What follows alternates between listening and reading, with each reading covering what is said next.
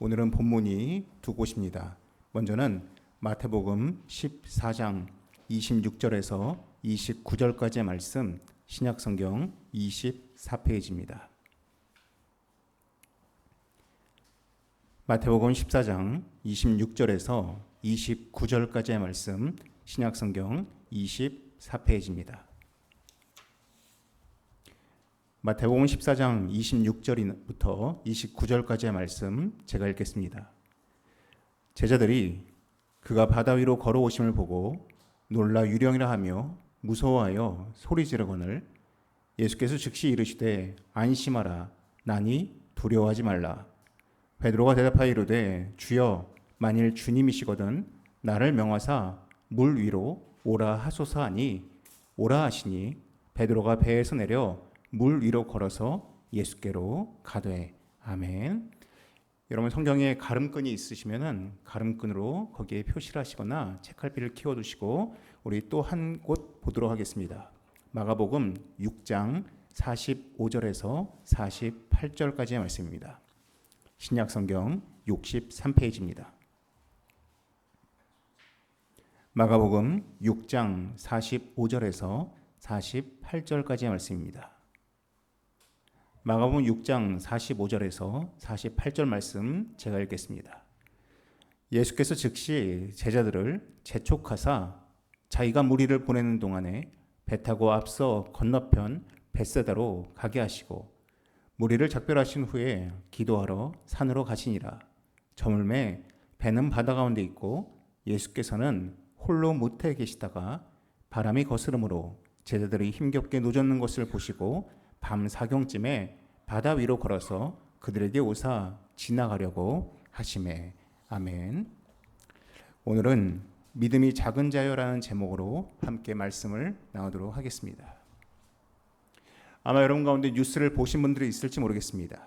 최근 경기도 양주에서 생후 47개월 아기가 혹시 사망한 기사를 보셨습니까? 이 아이의 사망 원인은 부모의 학대였습니다. 부모가 핸드폰으로 머리를 심하게 쳐서 머리 가운데 뇌출혈이 있었고 평상시에도 귀와 발목, 무릎과 턱 등에 심한 학대로 인해서 멍자국이 가득했다고 합니다. 심지어 장출혈도 가득했다고 합니다. 이러한 학대를 한 부모는 의붓 부모가 아니라 모두 친부, 친모였습니다. 저는 이 뉴스를 보면서 참 먹먹했습니다. 최근 친부, 친모가 생후 1년도 안 된 아기들을 학대해서 죽였다는 기사를 우리는 굉장히 쉽게 접하게 됩니다. 그럼 우리는 그러한 기사를 보게 되면은 댓글에 항상 꼭 사람들이 언급하는 게 있습니다. 왜 책임지지도 못하면서 애를 낳았냐라고 이야기를 합니다. 최근 늑구라고 불리우는 늑대가 동물원에서 탈출을 했습니다. 그리고 온 국민이 바라기를 무사히 돌아오기를 다 간절히 바랬습니다. 저는 이 뉴스를 보면서 우리나라가 참 발전했다는 생각이 들었습니다. 20년 전만 했어도 아마 어느 누구도 생포라는 얘기를 하지 않았을 것입니다. 빨리 쏴 죽여라 라고 했을 겁니다. 근데 이제는 그 늑대가 무사히 돌아오기를 전 국민이 바라는 모습을 보면서 우리나라가 참 많이 달라졌다라는 생각이 들었습니다. 요즘은 동물을 대하는 태도로 인해서 용어가 많이 바뀌었습니다. 요즘은 애완견이란 말을 쓰지 않습니다. 요즘은 반려견이라고 합니다. 예전에는 그냥 개를 사왔다라는 표현을 썼습니다. 요즘 이런 말하면은 무식하다는 소리 듣습니다. 요즘은 강아지를 입양했다라고 표현을 합니다. 요즘 뉴스에도 이런 뉴스가 많습니다. 개를 입양해가지고 개를 학대하거나 굶어 죽이거나 심지어 유기하는 모습들을 이러한 뉴스들을 많이 접하게 됩니다. 그러면 사람들은 또 하는 말이 있습니다. 책임지지도 못할 거면서 왜 입양했냐라고 이야기합니다. 이처럼 아기를 낳아서 혹은 동물을 데리고 와서 먹이고 키우고 돌보고 자라도록 도와주는 것은 바로 책임을 지는 것입니다. 이 책임을 다하지 않을 거면서 낳거나 입양하는 것은 참으로 무책임한 행동이고 참 지탄받을 행동입니다. 우리가 성경을 읽을 때는 항상 두 가지 관점으로 보아야 됩니다. 이건 여러분들이 평상시에 성경을 읽을 때도 항상 이 두 가지를 염두에 두시면 좋습니다. 첫째는 무엇이냐? 하나님이 누구신가입니다. 우리가 성경을 읽을 때는 항상 첫 번째, 하나님이 누구신가, 하나님이 어떠한 분이신가를 항상 마음속에 두고 성경을 읽어야 됩니다. 두 번째로는 하나님께서 나에게 원하시는 것이 무엇인가를 또한 염두에 두고 살펴봐야 됩니다. 하나님이 누구신가, 하나님이 나에게 무엇을 요구하시는가, 이 두 개가 성경의 가장 큰 두 개의 축입니다. 오늘 우리는 이 두 개의 축을 살펴보려고 합니다. 그 가운데 첫 번째, 하나님은 누구신가에 대한 주제를 살펴볼 때 우리가 살펴볼 주님은 바로 책임지시는 하나님이십니다. 우리 하나님은 책임지십니다. 우리 주님은 책임지십니다. 같이 말씀을 먼저 마가복음을 통해서 살펴보고자 합니다. 6장 45절을 보시면 주님께서 제자들을 재촉하십니다. 빨리빨리 움직이라고 요구하십니다. 뭘 요구하시느냐? 너희들 빨리 배 타고 갈릴리 바다를 건너서 저 반대편 벳세다로 건너가라라고 주님께서 재촉하셨습니다. 제자들이 선택한 것이 아닙니다. 주님이 재촉하셨습니다. 그리고 제자들이 그 주의 말씀에 순종했습니다. 그들이 배를 타고 갈릴리 바다 위로 건너가기 시작합니다. 이때 주님은 어떻게 하셨느냐? 주님은 같이 안 가십니다. 주님은 혼자서 산기도하러 산으로 올라가셨습니다. 제자들은 배를 타고 바다로 나가고 있고 주님은 홀로 산기도하러 산으로 올라가신 것입니다. 그런데 시간이 지났습니다. 48절을 보시면 바람이 거스름으로 라는 표현이 있습니다. 이 뜻은 무엇이냐? 쉽게 표현하면 맞바람이 분다는 것입니다. 여러분, 배를 타고 운항을 할 때 순풍이라는 것은 내 뒤에서 오는 바람이 순풍입니다. 그런데 앞에서 오는 바람은 배를 가지 못하게 만듭니다. 지금 제자들이 배를 타고 건너가고 있는데 지금 맞바람이 불기 시작합니다. 배가 나가지를 못합니다. 그러니 평상시에 노를 젓는 힘보다도 더 힘세게 노를 젓기 시작합니다. 그들이 고생을 하기 시작합니다. 그들이 삶을, 이 항해를 힘겹게 가고 있습니다. 주님께서 이걸 보셨습니다. 주님께서 제자들이 이 맞바람으로 인해서 힘겹게 노를 젓는 모습을 주님께서 보신 것입니다. 그래서 주님께서 어떻게 하십니까? 주님께서 물 위로 걸어서 그들에게 걸어가기 시작합니다. 그 유명한 물 위를 걸으시는 예수님이 바로 이 장면에서 등장합니다. 근데 여러분, 혹시 생각해 보셨습니까? 왜 주님은 물 위를 걸으셨을까요? 왜 주님은 굳이 물 위를 걸어서 이 제자들에게 가셨을까요?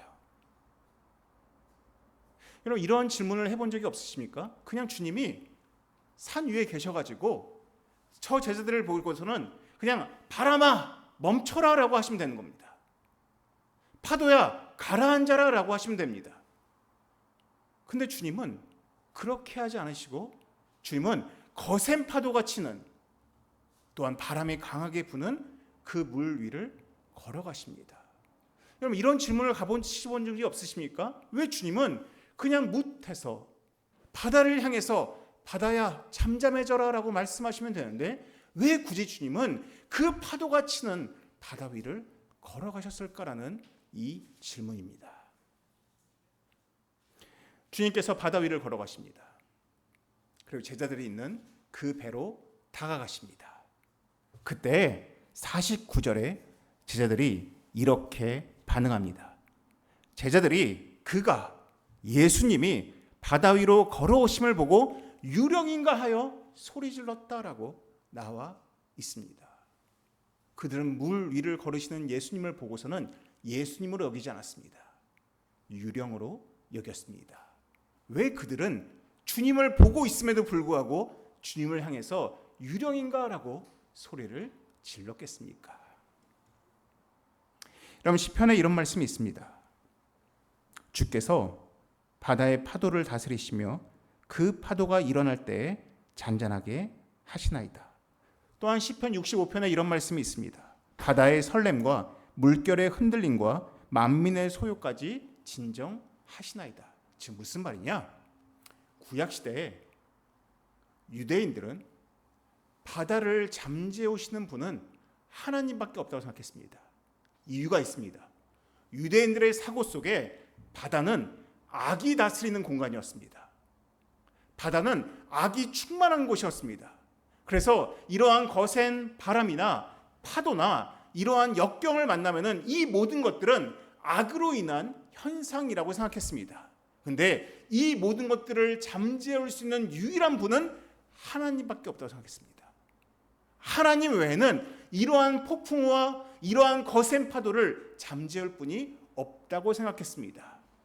근데 여러분, 이미 주님은 이전에 한번 제자들과 함께 바다로 나가셨다가 폭풍우를 경험하신 적이 있습니다. 그때 이미 주님은 바다를 잠잠케 하시는 그 능력을 발하셨습니다. 근데 여전히 제자들은 주님에게 그러한 능력이 있음을 온전히 믿지 못하고 있었습니다. 분명히 이전에 주님께서 함께 계시면서 바다를 잠재우는 능력을 보여주셨음에도 불구하고 아직 제자들은 예수님이 하나님이시더라는 믿음이 없던 것입니다. 지금 이 순간 주님은 다시 제자들에게 보여주십니다. 이제는 잠잠하라고 말씀하는 것이 아니라 이제는 그 거센 파도 위를 걸으시는 모습을 직접 제자들에게 보여주고 계십니다.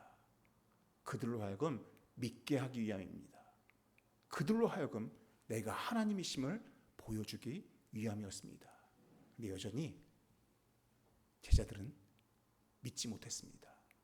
주를 향해서 유령이라고 소리 지르는 것이었습니다. 근데 주님이 어떻게 하십니까? 50절에 이렇게 말씀하십니다. 안심하라. 내니 두려워하지 말라라고 말씀하십니다.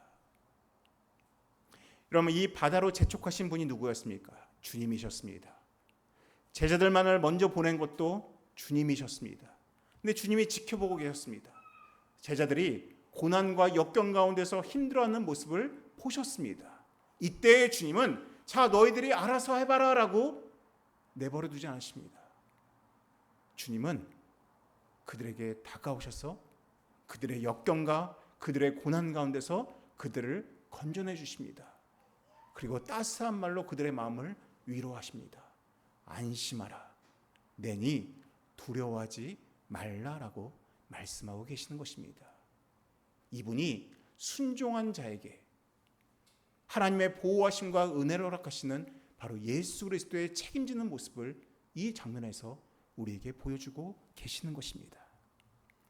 제 작년에 한 나이지리아 청년의 간증을 기사로 접했습니다. 여러분, 나이지리아는 전 세계에서 기독교 박해가 심한 정도로 전 세계 7위에 달할 만큼 핍박이 심한 나라입니다. 특히 이 나라는 무슬림이 대부분이기 때문에 기독교 교회와 믿는 자들에 대한 핍박이 굉장히 심합니다. 이 가운데 지피라고 불리우는 한 소년이 있었습니다. 참고로 지피는 God's power, 즉 하나님의 능력의 그 첫 글자를 따서 지피라고 이름을 만든 것입니다. 이 지피의 부모님이 교회 전도사님들이었습니다. 그래서 나이지리아에서 지피의 부모님이 이 나이지리아 한 동네에서 교회를 세워가지고 거기에서 교회 목회를 하고 계셨습니다. 그런데 하루는 이 전도사 아버지가 꿈을 꿨습니다. 무슨 꿈이냐? 자신의 집과 교회가 불타는 꿈을 꾼 것입니다. 그 다음날 그 아버지 전도사님이 아내와 그리고 가족들을 불러다가 내가 어저께 꿈을 꿨는데 아무리 봐도 좀 마음이 불안하다. 그러니 오늘만 좀 다른 동네에 가서 좀 하룻밤 머물고 오자라고 가족들한테 이야기했습니다. 그리고 가족들이 그날 오후에 잠시 다른 마을로 옮겼습니다. 근데 그날 저녁에 이슬람 무슬림 과격파들이 이 교회와 집에 들어와서 이 교회와 집을 다 불태워버린 것입니다. 이 소식을 들은 부모님이 이 아이들의 손을 잡고서는 이렇게 이야기했답니다. 하나님께서 우리 가족을 지켜 보호하셨다. 얼마나 감사한 일이냐.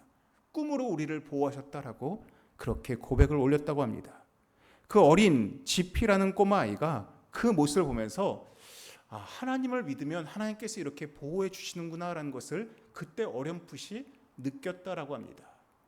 그리고 그 가족이 어쩔 수 없이 나이지리아의 수도로 즉 아부자로 이사를 갔습니다. 그리고 그 아이가 16살이었는데 한 중학교, 고등학교로 전학을 갈 수밖에 없었습니다. 이 고등학교에서 공부를 하고 있는데 마침 그 학교에서 공고가 났습니다. 여러분 가운데 지원자를 뽑아가지고 한국에서 5년 동안 지원하는 장학금을 가지고 한국에서 공부할 수 있는 기회를 제공하겠습니다라는 공고가 뜬 겁니다. 이 지피라는 아이가 거기에 응시를 했습니다. 경쟁률이 무려 400대 1이었다고 합니다. 근데 이 지피가 전학 온 지 얼마 안 됐었는데 이 아이가 거기에 선택이 된 겁니다. 이 아이가 한국 장학금을 받고 17살에 그때가 13년 전이었는데 17살에 한국으로 온 것입니다. 그리고 한국 고등학교에 들어가서 거기서 또 공부를 하기 시작했습니다. 근데 너무 외로운 겁니다. 혼자서 이 한국 이국 땅에서 공부한다는 게 너무 불안한 겁니다. 그래서 이 지피라는 아이가 얘기합니다. 매일 밤마다 골방에서 무릎 꿇고 울면서 하나님 제발 저를 버리지 말아주세요라고 그렇게 기도했답니다. 이 아이가 한국에서 공부를 하고 5년의 장학금이 끝난 다음에는 대학교에서 또 공부를 하게 되고 이제는 30살이 되었는데 이제는 한국에서 부인을 만나서 결혼하고 가정을 꾸리고 이제는 찬양 사역자가 돼서 예배를 인도하는 예배 사역자가 되었다라는 그 기사를 제가 작년 말에 보았습니다. 이 지피라는 30살 청년이 마지막 인터뷰에 이러한 기사를 남겼습니다. 내 인생의 전부를 책임지신 하나님이 여러분의 삶 또한 책임지실 것이라는 기쁜 소식을 알리는 것이 제 삶의 꿈입니다라고 이야기를 하였습니다. 오늘 이 물 위를 걸으시는 예수님께서 우리에게 말씀하시는 것도 마찬가지입니다. 우리가 생각하는 바다가 있습니다. 정말로 이 영역은 쉽지가 않다. 이 영역은 참 불가능한 영역이다. 이 영역은 정말 악이 다스리는 곳, 내가 어찌할 수 없는 공간이다라는 여기는 그러한 곳들이 있습니다. 네, 주님께서 그곳을 밟아서 우리에게 걸어오신 겁니다. 아니다. 너희들이 생각하기에는 불가능한 것처럼 보이지만은 나에게 불가능한 곳은 전혀 없다. 너가 내 말에 순종하여 살아가면은 내가 너의 모든 삶을 건지는 책임지는 하나님이라는 것을 바로 이 장면을 통해서 우리에게 보여주고 계시는 것입니다. 바로 이것이 우리가 믿는 하나님, 우리의 삶을 책임지시는 또한 모든 불가능의 영역을 밟으시는 그분의 모습을 보여주고 계시는 것입니다. 그렇다면 과연 우리에게 요구하시는 것은 무엇이겠습니까? 이것은 마태복음 말씀을 통해서 살펴보시겠습니다. 마태복음 14장 27절입니다.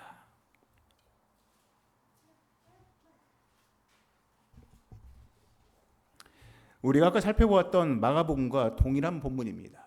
무리를 걸으시는 예수님입니다. 그런데 우리가 아까 보았던 본문에서는 27절에서 끝이 났었습니다. 안심하라, 나니 두려워하지 말라로 끝났습니다. 근데 마태복음에는 그 이야기 가운데 한 가지 사건이 덧붙여져 있습니다. 즉 마가복음에는 없는 마태복음에만 있는 이야기가 나오고 있습니다. 바로 베드로와 주님과의 1:1 관계성 속에서 있었던 이야기입니다. 베드로가 주님을 보고서는 28절에 이렇게 말합니다. 주여, 만일 주님이시거든 나를 명하사 물 위로 오라 하소서. 여러분 이걸 보면은 베드로가 참 믿음이 좋습니다. 왜냐? 다른 제자들은 와 유령이다라고 하면서 소리만 질렀는데 주님은 비록 바다 위라 할지라도 주님께는 그 바다 위를 걸을 수 있는 분이라는 믿음이 있던 겁니다. 그래서 주님을 향해서 이야기합니다. 와 주님인가 보다. 심지어 베드로에게는 또 한 가지 믿음이 있었습니다. 주의 권능을 다른 누군가에게 전해주실 수 있다는 능력 또한 믿은 것입니다. 주님께서 걸으실 수 있다면 그 권능을 나에게도 허락해 주실 수 있을 거라는 믿음이 있던 겁니다. 대단한 믿음입니다. 베드로가 얘기합니다. 주님, 나도 걷게 하여 주시옵소서. 나에게 명하시옵소서. 그러자 주님께서 말씀하십니다. 오라. 그때 베드로가 어떡합니까? 배에서 발을 바다 위로 내딛습니다. 그런데 여러분 생각해 보십시오. 바다가 잔잔한 바다가 아닙니다. 배가 평안한 배가 아닙니다. 배는 여전히 거세게 움직이고 있고 바다가 또한 바람이 거세게 치는 파도였습니다. 근데 베드로가 그 배에서 바다를 향해서 발을 내딛습니다. 참 좋은 믿음, 참 성숙한 믿음, 단단한 믿음을 보여줍니다. 근데 얼마 되지 않아서 베드로가 물속으로 빠집니다. 그래서 주님께서 31절을 보시면 손을 내밀어 예수를 붙잡고 끄집어내면서 이렇게 말씀하십니다. 믿음이 작은 자여 왜 의심하느냐라고 말씀하십니다. 그럼 여기에 보시면은 의심하였느냐라고 하시는 말씀이 있는데 이 의심하다라는 단어가 헬라어로 니스타조라고 합니다. 이 뜻은 좀 잘 아시면 좋을 것 같습니다. 의심하다가 니스타조입니다. 니스타조는 두 개의 단어가 합성어된 것입니다. 니스, 즉 두 개라는 것을 의미하는 니스와 스타시스, 신분을 의미하는 스타시스가 합친 겁니다. 그 뜻이 무슨 뜻이냐? 두 개의 입장, 두 가지 입장. 좀 의역을 하면은 두 마음을 품은 사람이란 뜻입니다. 그게 바로 의심하다입니다. 의심하는 것은 두 가지 마음을 품은 것입니다. 믿음도 있는데 동시에 믿지 않는 마음도 있는 것입니다. 믿음이 정말로 클 때는 의심이 사그라드는데 믿음이 작아지면 의심이 커지는 것입니다. 이것이 바로 의심하는 자, 두 가지 마음을 품은 자의 모습입니다. 근데 여러분, 왜 분명히 발을 내디딜 때까지는 베드로의 믿음이 좋았는데 갑자기 그 마음속에 의심의 마음이 들었겠습니까? 결정적인 이유가 있습니다. 바로 30절에 나와 있습니다. 뭘 보고 의심이 들어옵니까?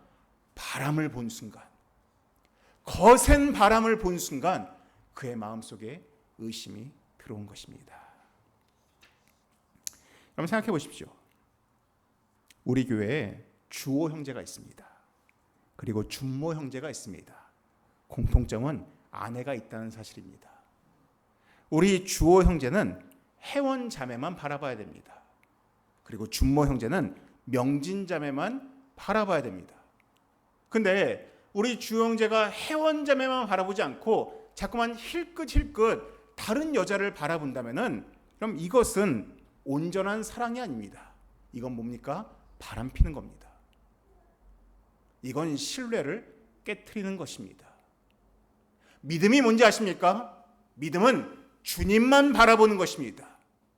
근데 자꾸만 주님 외에 다른 것들을 힐끗힐끗 바라본다면 우리 마음속에 의심이 들어오고 우리 마음속에 불신이 들어오는 것입니다. 근데 참 신기한 게 있습니다. 우리가 바라봐야 한다라고 이야기하는 것들은 대부분 정적입니다. 무슨 말이냐? 지금 주님은 한 곳에 서 계십니다. 근데 바람은 동적입니다. 여기저기서 막 움직이면서 내 시선을 자꾸만 분산시킵니다. 여러분, 바람 피는 사람들이 종종 하는 말이 있습니다. 어차피 아내는 집에 있는 사람이고 밖에 있다 보니까 막 여러 사람들이 왔다 갔다 하다 보니까 내 마음이 끌린다라고 이야기합니다. 많은 사람들이 믿음이 흔들리는 사람들을 보면은 자꾸만 그 주변에서 왔다 갔다 하면서 그 마음을 분산시키는 말과 그 마음을 분산시키는 보이는 것들 때문에 그 믿음이 흔들리는 경우가 많습니다. 그래서 성경이 항상 우리한테 이야기합니다. 무엇입니까? 예수를 바라보자라고 얘기합니다. 주를 바라보자라고 이야기합니다. 십자가에 달리신 예수를 우리가 바라보자라고 이야기합니다. 자꾸만 너희 시선들이 분산되지 말라라고 이야기하고 있는 것입니다. 여러분들은 어떻습니까? 혹시 여러분들은 니스타죠? 여러분들의 마음속에 자꾸만 두 가지의 마음이 들어오고 있지는 않으십니까? 여러분들이 평온할 때는 예수를 믿는 것이 썩 어렵지 않은데 자꾸만 거센 바람처럼 파도처럼 여러분들의 마음을 고되게 하거나 힘들게 하는 것들이 있다면 자꾸만 여러분들의 시선이 그 고난과 힘든 가운데 파묻혀 있지는 않으십니까? 아니면 여러분들의 마음을 유혹하고 여러분들의 마음을 끌리게 하는 형형 색깔의 것들이 여러분들의 시선을 분산시키고 있지는 않으십니까? 이 베드로가 예수를 바라볼 때는 그 물 위를 걸었으나 바람을 본 순간 그 물속으로 빠져든 모습이 우리의 모습일 수도 있다는 것을 우리는 기억해야 한다는 것입니다. 오늘 하루, 오늘 이 말씀을 통해서 우리에게 두 가지를 말씀하고 있습니다. 여러분, 우리 주님은 우리를 책임지십니다.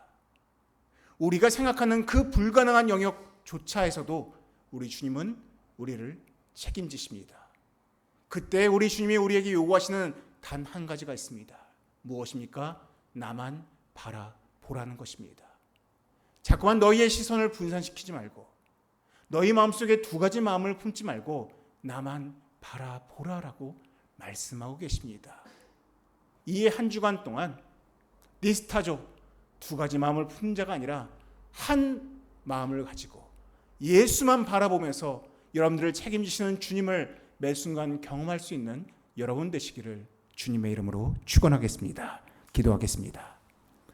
사랑에 많으신 하나님 아버지, 하나님, 오직 우리의 믿음의 눈이 하나님만을 바라보게 하시고 우리 삶 가운데서 많은 불가능한 영역이라고 여겨지는 그것조차도 하나님께서 하실 수 있음을 고백할 수 있는 우리가 되게 하여 주시옵소서.